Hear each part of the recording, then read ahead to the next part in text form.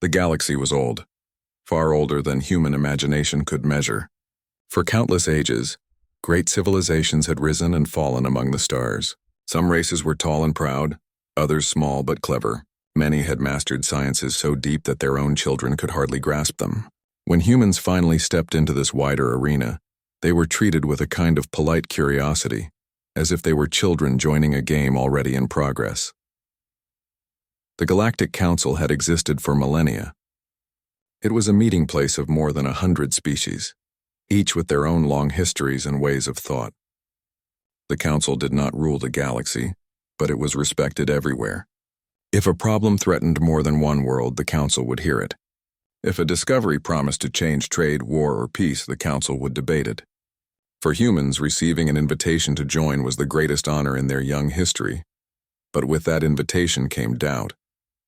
To the ancient species, Earth was still a primitive place. Its people had known spaceflight for only a few centuries. Its colonies were small compared to alien empires. Humans had courage, yes, and a strange kind of stubborn hope. But courage alone was not enough to earn respect. Respect was measured in knowledge and the ability to shape the universe itself. Among the many humans who traveled to the Great Council Station was a young scientist named Alara Miles. She was not famous. She was not powerful. She was simply curious with a mind that never seemed to rest. She asked questions even when no one wanted to answer them. She stayed awake at night, drawing strange diagrams on scraps of paper. She was 20 years old, and to her the galaxy was still something wonderful, something waiting to be understood. Alara had grown up on a colony world far from Earth. Her father was a miner, her mother a teacher. She learned early how to listen, how to ask why, and how to never give up when something felt impossible. By the time she was a teenager, she had already earned a place in human research programs. At 19, she was invited to travel to the Council Station as part of a youth exchange program. She turned 20 on that journey, still uncertain of her place in the grand picture of things. The Council Station itself was a marvel. It hung in orbit above a quiet blue star, built from metals no human hand had ever touched before. Its towers stretched like shining blades into the void. Great domes glowed with alien light, filled with air and life from dozens of worlds. Walking through its halls was like stepping into a dream. One moment, Alara would pass a delegation of insect-like beings, their wings whispering in the air. The next, she would see tall crystalline figures who shimmered as if made from glass. Every corner held something new, something strange, something beautiful. But beauty alone could not hide the way many looked at her. Aliens regarded humans with polite smiles, but their eyes often betrayed amusement. Some even whispered that humans had only been invited to avoid offending them, not because they truly belonged. Alara felt that sting every time she walked into a chamber filled with long-lived scholars who measured time in centuries. She was 20. They were 200 or 1,000. How could she ever be taken seriously among them? It was during one of the open research forums that everything began to change. The Council encouraged knowledge sharing, and scientists of every species would gather to present ideas. Most of the time, humans only watched. Their work, while promising, rarely shocked anyone. But Alara had always been different. She had spent weeks studying Council records, struggling through alien symbols and half-understood translations. She had filled notebook after notebook with equations. None of her fellow humans had taken her too seriously. She was just a girl obsessed with impossible questions. But something about those questions called to her, and she could not let them go. On the morning of her 20th birthday, Alara entered the forum chamber with trembling hands. She wore the simple uniform of her research program, nothing fancy. She carried only a small tablet filled with notes. Around her sat beings who had mastered sciences beyond human imagination. Their voices hummed, clicked, or rang in tones no human throat could match. At the center of the chamber was a glowing sphere that projected images for all to see. When it was her turn to speak, Alara's heart pounded. She introduced herself in careful galactic standard, her accent still noticeable but clear. Then she began to show her work. At first, no one seemed interested. She spoke of quantum fields, of patterns hidden deep within equations that others had dismissed as useless. But as she went on, heads began to rise. Eyes began to focus. The glowing sphere filled with symbols and models that twisted together in ways none had expected. Where most saw confusion, Alara saw harmony. Where others gave up, she found answers. Her voice grew steadier as she spoke because she could feel the shift in the room. Aliens who had lived twice as long as her entire species were now leaning forward, studying her every move.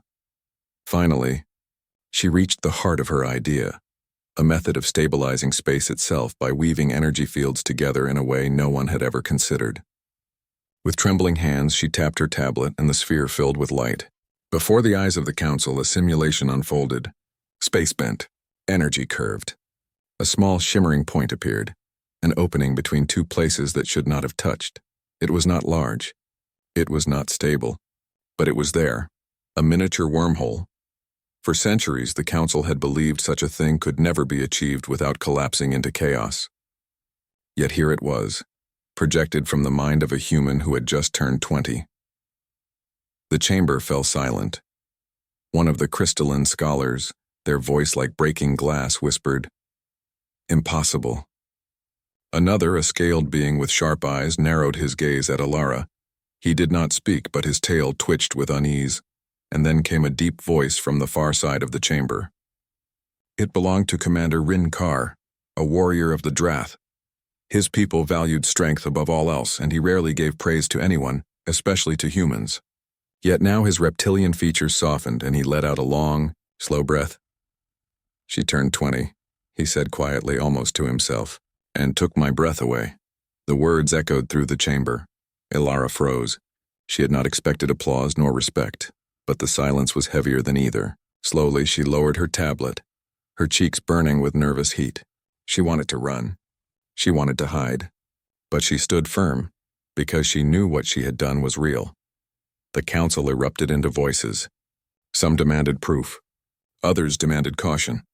A few even demanded that the human girl be restrained until her knowledge was better understood. But beneath all the arguments, there was one truth no one could deny. Something extraordinary had just happened. Alara Miles, 20 years old, a human nobody, had shaken the wisdom of the galaxy. That night, she sat alone in her small quarters on the station. The stars outside glimmered through the window. She held her tablet close, scrolling through her notes again and again. Doubt whispered in her mind, had she made a mistake? Was it truly possible, or had she only created an illusion? But deep inside, she felt a strange calm. Something had awakened in her that she could not explain. It was not just talent. It was not just study. It was a spark. Something that belonged not only to her, but to her people. Humanity had always been underestimated, but maybe, just maybe, the galaxy was wrong. Alara did not know what would happen next. She did not know if the council would praise her or fear her. But she knew one thing.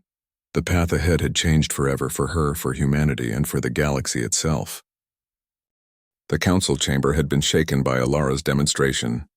A miniature wormhole, even unstable, was something no civilization had shown before. The simulation she presented had been simple, almost crude compared to the advanced tools of the alien scholars. But the results could not be denied. Space itself had opened under her equations. The following days were full of debate. Across the council station, whispers spread like wildfire. Every corner seemed to hum with Alara's name. She was no longer just a young visitor from an unimportant world. She was the human who had touched the impossible. For Alara, the sudden attention was overwhelming. She could not walk the shining halls without noticing eyes following her. Some eyes glowed with admiration, others with suspicion, and still others with cold calculation. She had become something she never wished to be, the center of alien politics. Her fellow humans tried to protect her. Captain Arlen, the leader of the human delegation, placed guards near her quarters. He reminded her to remain humble, to speak carefully, and to avoid promises she could not keep. But even he, a man with years of experience in dealing with alien leaders, seemed shaken. "Alara," he told her one evening, his voice low, "you have given them hope and fear at the same time. That is dangerous. Be careful." She nodded, though she did not truly understand the depth of his warning. To her, she had only followed curiosity, only asked questions. She had never meant to disturb the balance of the galaxy. Still, part of her felt pride. For the first time, humans were not ignored. For the first time, her people stood on equal ground, even if only for a moment. The council demanded a full demonstration. Alara was brought to the research arena, a vast chamber filled with machines and instruments beyond human design. The arena was built to test technology safely, with shields strong enough to hold even an exploding starship engine. She was nervous as she stood at the center. Around her, rows of alien delegates filled the seats, their shapes and colors forming a strange rainbow of life. The crystalline scholars glimmered faintly, their surfaces catching the light. The insectoid beings clicked their mandibles impatiently. The scaled Drath warriors sat stiff and silent, their tails coiled. Alara touched the control panel. It had been adjusted for human use, though much of its alien interface still felt strange beneath her hands. She took a deep breath. Her mind replayed the equations she had drawn so many times before. To her, they were not just numbers. They were patterns, songs hidden inside the universe. She could almost hear them when she closed her eyes. "Begin when ready," a council overseer announced. Alara pressed her hand to the panel. Energy hummed. The chamber filled with faint light as the simulation became reality. The field curved, twisted, and bent. She felt her heartbeat rise as the air itself seemed to tremble. And then, it happened. A shimmer appeared in the center of the arena. A hole no larger than the width of her arm opened into darkness. On the other side, stars glittered, stars that were not the ones above the station. A wormhole. This time, it was real. The chamber gasped as one. The wormhole flickered, unstable, but it held for long moments before collapsing into nothing. When the light faded, silence fell across the arena. Alara stood trembling, her hands clutching the panel. She felt weak, as though the energy had drained from her body. Yet inside she felt something stronger. Triumph. Then came the voice that broke the silence. "She turned 20, said Commander Rinkar of the Drath, his deep voice carrying across the arena, and took my breath away." This time his words were not quiet. This time all heard them. The council erupted into noise. Some shouted for more tests. Others demanded restrictions. A few even cried out warnings that such power could bring disaster. But through all the chaos, Alara knew one thing. They could no longer dismiss her or her people. In the days that followed, the station's mood shifted. Alien scholars came to her, their eyes wide with questions. They wanted to know how she had done it, what formulas she had used, how her human mind had reached where theirs had failed. Alara tried to explain, but words often failed. To her, it was not just math, it was intuition. She saw connections others did not. She felt patterns, as if her mind reached into places beyond logic. The aliens grew frustrated, for they were used to rules, not instincts. Some grew hostile. A tall insectoid scholar accused her of theft, insisting she must have taken fragments of knowledge from other species. A crystalline elder demanded she be confined until her methods were fully studied, but others defended her. A group of gentle aquatic beings, their skin glowing softly, argued that humanity had always been underestimated. They reminded the council that creativity often bloomed in the youngest of species, and always Commander Rinkar of the Drath was watching. He said little, but his presence was heavy.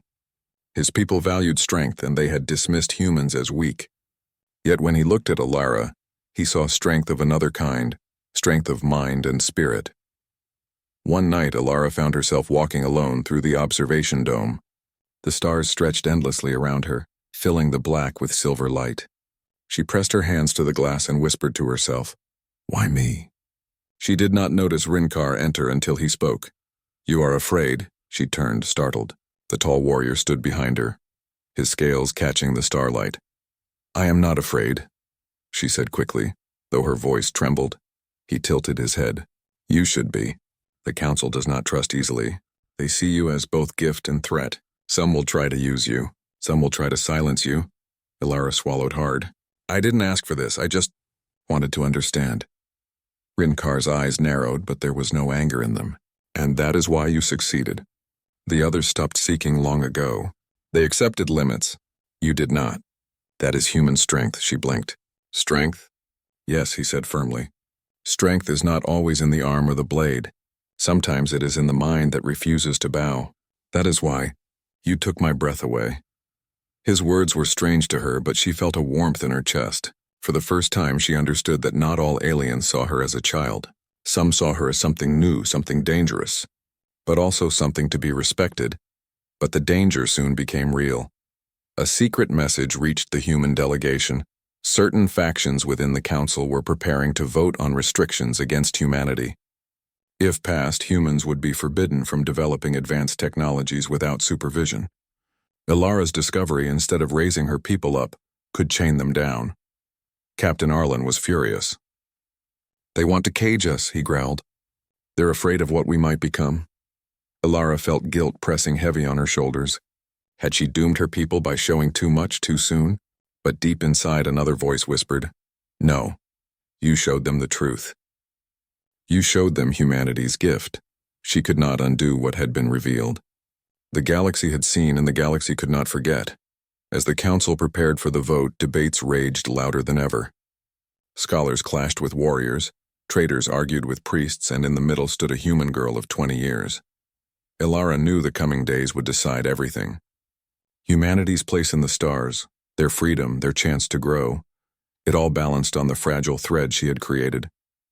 She looked once more at her notes, at the patterns only she could see. They felt alive, as if calling her forward, as if whispering that the journey was only beginning, and she believed it. Because though she was afraid, though the galaxy doubted her, though enemies gathered in secret, she also knew one truth: humanity's story was only just beginning. The council chamber was more crowded than Ilara had ever seen. Delegates from every corner of the galaxy had come, their voices filling the air with nervous energy. News of her wormhole demonstration had spread far beyond the station. Across star systems, rulers, traders, scholars, and warriors waited for the council's judgment. Humanity stood at a crossroads. Either they would be trusted with their new discovery, or they would be shackled by laws that kept them under watch. For Ilara, the weight was almost unbearable. She was only 20 years old, yet the future of her species seemed to rest on her shoulders. She sat in a quiet waiting room before the tribunal. The chamber doors were thick, carved with alien symbols that told stories of past trials. She stared at them and felt her heart race. Captain Arlen sat beside her, his face calm but his hands clenched. "You don't have to be afraid," he said softly. "I am afraid," Ilara admitted. "What if I've made everything worse?" Arlen shook his head. "No, you've shown them who we are. They wanted to believe we were weak, but you proved we are not. That frightens them, yes, but it also commands respect." His words helped, but only a little. Ilara still felt like a child who had wandered into a game meant for giants. The doors opened. A council aide gestured for them to enter. The tribunal chamber was vast, its walls rising high like cliffs. At the center was a circular platform where Ilara and her delegation stood. Around them, tiered seats rose in great arcs filled with alien delegates. Each species had its own section, marked with banners and lights. At the very top, in seats of honor, sat the council elders. Being so ancient, their wisdom was almost legend. A crystalline elder spoke first, their voice ringing like bells. "The matter before us is grave. A human has demonstrated knowledge and ability that challenges long-held limits. The council must decide. Is humanity to be trusted, or must their path be guided and restrained?" Murmurs filled the chamber. Some delegates nodded, eager for control. Others frowned, uncertain. Ilara stood at the center, her hands clasped tightly. She wished she could disappear, yet she knew she had to face them. The first to speak against her was Scholar Zethar, a tall insectoid with gleaming black eyes. His voice clicked sharply as he pointed one spindly limb toward her. "This human cannot be trusted. She is young, untrained, and reckless. If she can open a wormhole at 20 years of age, what will her kind achieve in 50? Chaos, disaster. The galaxy cannot allow such a species to run free." His words struck Ilara like a blow. She opened her mouth to respond, but Captain Arlen placed a steady hand on her arm. "Wait," he whispered. Next came a crystalline elder, their voice smooth as flowing water. "It is not only about the girl. It is about her species. Humans rise too quickly. They leap before they look. We must protect the galaxy from their recklessness, even if it means binding them." The chamber filled with nods of agreement. Ilara's chest tightened. They spoke of her people as if they were children playing with fire. She wanted to scream that they were wrong, that humans were more than recklessness. But the fear in their voices was real, and fear was hard to fight. Then, to her surprise, a soft, glowing figure rose from the aquatic delegation. Their bodies shimmered like liquid light, and their voice was gentle. "Perhaps we forget that progress often comes from the unexpected. This human is young, yes, but youth is not weakness. It is possibility. Would you cage a flame because it burns too brightly? Or would you let it warm the cold? Their words rippled through the chamber. Some nodded thoughtfully. Others scoffed. Finally, the presiding elder turned to Alara. "Human," they said, their voice deep and heavy with age. "You have heard the doubts. You have heard the fears. Now speak. What do you say to this council?" Alara froze. Every eye in the chamber turned to her. She felt her heart hammering against her ribs. For a moment her mind was empty. She thought of her parents, of her small colony world, of the nights she had stayed awake sketching impossible patterns. She thought of the stars she had longed to touch. She took a deep breath and stepped forward. "I am only 20, she began, her voice trembling, "and I am not a great leader or a wise scholar. I am just human. But maybe that is enough." The chamber stirred. "When I found the patterns, I didn't do it to gain power. I didn't do it to frighten anyone. I did it because I wanted to understand. That is what humans do. We ask questions, even when the answers scare us. We try even when we are told something is impossible. Sometimes we fail. Sometimes we fall. But sometimes we succeed." Her voice grew stronger. "You call us reckless. Maybe we are. But it is that recklessness that carried us from caves to cities, from Earth to the stars. We don't have the long lives you do. We don't have centuries to wait. We have to try now while we can. And maybe that is what makes us strong." She lifted her chin, meeting the eyes of the elders. "If you cage us, if you forbid us, you will not protect the galaxy. You will only stop it from growing. Because the galaxy does not move forward by fear. It moves forward by courage." Her words hung in the air like fire. For a moment, silence ruled the chamber. Then voices erupted again. Some shouted in anger, others in admiration. The council was divided. Commander Rinkar stood. His tall, scaled frame cast a shadow over the chamber. His deep voice cut through the noise. "The human speaks truth. I saw her create the wormhole with my own eyes. She did not hide. She did not cheat. She faced the unknown and bent it to her will. That is strength. And strength must be honored." His declaration carried weight. The Drath were feared across the stars, and their respect was not given lightly. Other delegates shifted uneasily. If the Drath supported humanity, opposing them would not be simple. The tribunal continued for hours. Evidence was shown, arguments made, fears raised, hopes defended. By the end, no decision was reached. The council would need more time before voting. That night, Alara sat alone in her quarters. The words she had spoken replayed in her head. She did not know if they had been enough. She did not know if the council would choose trust or chains. Her door chimed. She opened it to find Rinkar standing there. "You spoke with courage," he said. "I was terrified," she admitted. "Courage is not the absence of fear," he replied. "It is the strength to act despite fear. You showed them what humanity is." Alara looked up at him. "Do you think they will trust us?" He was silent for a long moment. "Some will. Some will not. But what matters is that you gave them doubt. Doubt in their belief that humans are weak. Doubt in their belief that the future belongs only to the old races. That doubt will grow," she nodded slowly. His words gave her a small spark of hope. But outside her chamber, in the shadows of the station, others gathered. Whispers spread among those who feared humanity most. To them, Alara was not a symbol of hope but of danger.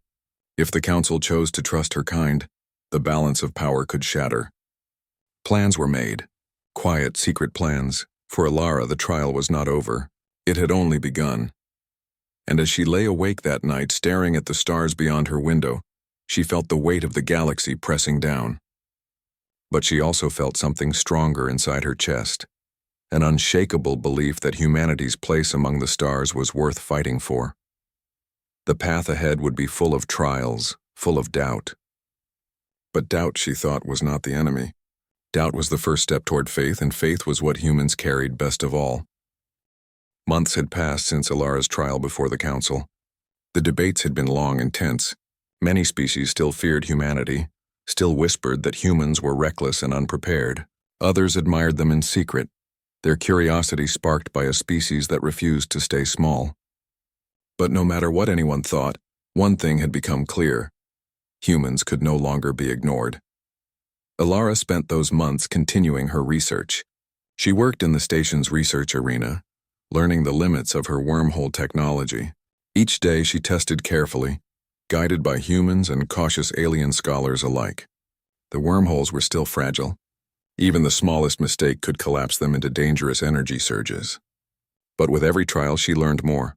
She began to see a way to stabilize them, to make them safer, to make them reliable.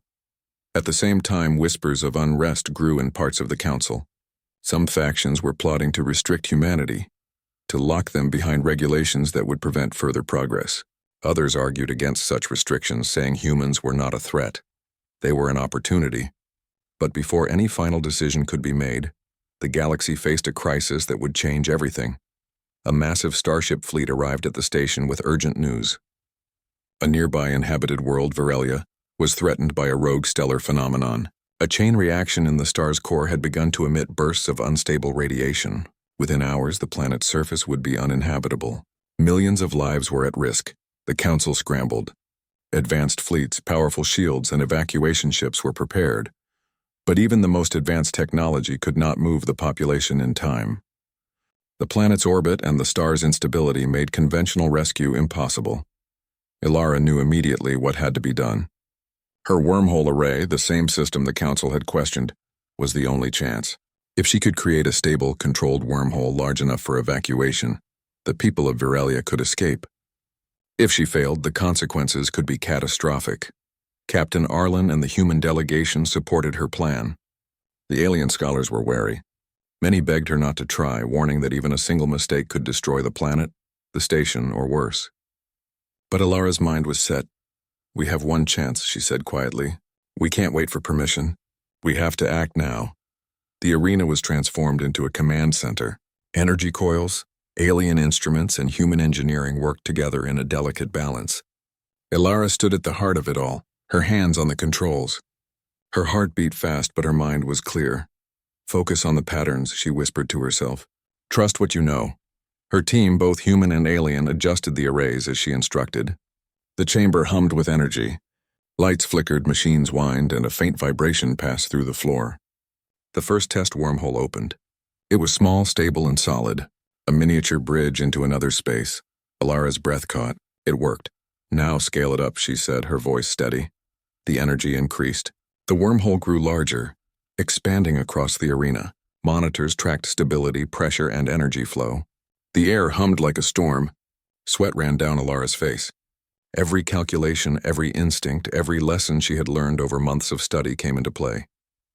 Outside the station, the people of Virelia waited in panic. Starships hovered in orbit, ready to carry evacuees. Time was measured in seconds, and every second counted. Inside the arena, the wormhole reached full size. It glimmered like a silver curtain, shimmering with energy, bridging the station and the planet. It was unstable, but holding. Ilara focused, sending mental commands to the array, adjusting energy flow in real time. "Begin evacuation," she ordered. One by one, starships passed through the wormhole. Humans, aliens, and council engineers worked together, guiding the refugees. The wormhole flickered at times, threatening to collapse. Alarms blared, but Ilara's hands never wavered. "This is it," she whispered. "Hold steady. Just a little longer." Minutes stretched into what felt like hours. The wormhole held, stabilizing under her guidance. The last ships emerged from Virelia, carrying millions of people. Cheers erupted across the station. The wormhole shimmered once more and then closed safely, leaving only glowing energy residuals. Ilara sank into her chair, exhausted, her body trembling. Captain Arlen rushed to her side, placing a hand on her shoulder. "You did it," he said simply. We did it," she replied. Nodding toward the alien scholars who had assisted her, she realized that this was no longer just human work. It was the result of cooperation across species, a shared achievement that had saved lives. The council elders, who had once questioned her, now looked at her with awe. Commander Rinkar of the Drath approached, his tall frame imposing yet calm. "You promised hope," he said, "and you delivered it. Humanity has shown strength beyond what we imagined." Ilara felt a warm rush of pride. For the first time, she understood the weight of her words. Humans were not fragile, not reckless, not weak. They were audacious, daring, and capable of shaping the galaxy itself. The council convened immediately after the rescue. The arguments that had once called for restriction now shifted. Many delegates spoke in favor of granting humanity autonomy in scientific endeavors. Others remained cautious, but even they could not ignore the evidence. Humans had proven themselves in the most extreme circumstances. Ilara watched from the chamber as her people were finally recognized. Humans were no longer newcomers or curiosities. They were innovators, survivors, and contributors to galactic progress. Her mind drifted for a moment to Earth, her home. A planet so small and young compared to the vast civilizations she now knew, and yet humans had carried the courage to step among the stars. They had persisted against doubt, fear, and long odds. They had survived, and now they were respected. Days later, celebrations filled the station. Humans and aliens mingled, laughed, and shared stories. Technology exchanges, cultural exhibitions, and speeches honored the courage of those who had saved Virelia. And at the center of it all, Ilara stood quietly, watching, reflecting. She did not need applause. She did not need recognition. She only needed to know that her people had a place, a chance to grow, and that knowledge was enough. Rinkar approached once more. His expression was softer now, almost reverent. "She turned 20, he said quietly, repeating the words that had first fallen from his lips months ago. "And once again she took my breath away." Ilara smiled faintly. It had been her birthday when this journey began. She had thought 20 was just another year. She had thought she was small, ordinary, and limited. But now she understood. 20 years had given her perspective, curiosity, courage, and a spark that could light the galaxy. Humanity's place among the stars was secure, but more importantly, it was earned. The galaxy had learned a lesson that humans themselves had always known. Age, experience, or longevity were not the only measures of greatness. Creativity, courage, and the willingness to act, even when fear and doubt pressed close, were equally powerful. Ilara looked at the stars beyond the station's window. She felt the pull of discovery, the urge to explore, to learn, to push the limits even further. The galaxy was full of mysteries, and humans were ready to meet them. And as she stood there, breathing in the quiet hum of the station, she realized that this was only the beginning. Humanity had proven its worth, but the future would demand more. Courage, imagination, and unity across species. Ilara was ready.